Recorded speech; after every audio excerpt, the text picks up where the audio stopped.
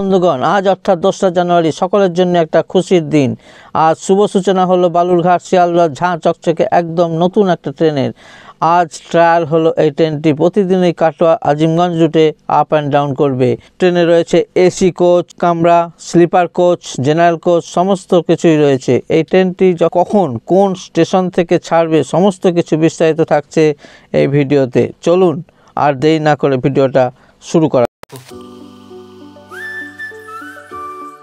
এই ট্রেনটি বালুরঘাট স্টেশন থেকে যাত্রা শুরু করলো। দেখতেই পাচ্ছেন ট্রেনে লেখা রয়েছে শিয়ালদহ বালুরঘাট এক্সপ্রেস।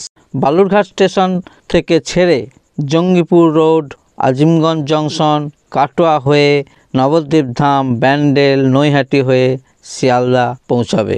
এই ট্রেনকে স্বাগত জানানোর জন্য সমস্ত স্টেশনে দেখতেই পাচ্ছেন প্রচুর লোকের ভিড়। 13-189 এই ট্রেনটি শিয়ালদহ স্টেশন থেকে ছাড়ার সময় রাত 10:30 এবং মালদা টাউনে পৌঁছাবে সকাল 5:40 এবং মালদা থেকে ছেড়ে যাবে 5:50।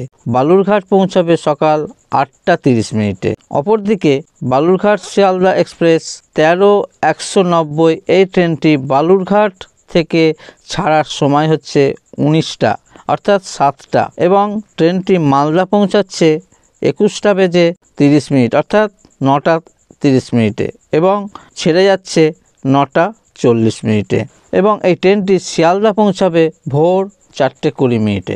আজ থেকে অর্থাৎ 2রা জানুয়ারি 2024 থেকেই চালু হয়ে গেল শিয়ালদহ বালুরঘাট এক্সপ্রেস বা বালুরঘাট শিয়ালদহ এক্সপ্রেস। একদম নতুন ট্রেন, শুধু ইঞ্জিনটা কেবল পুরনো দেওয়া হয়েছে।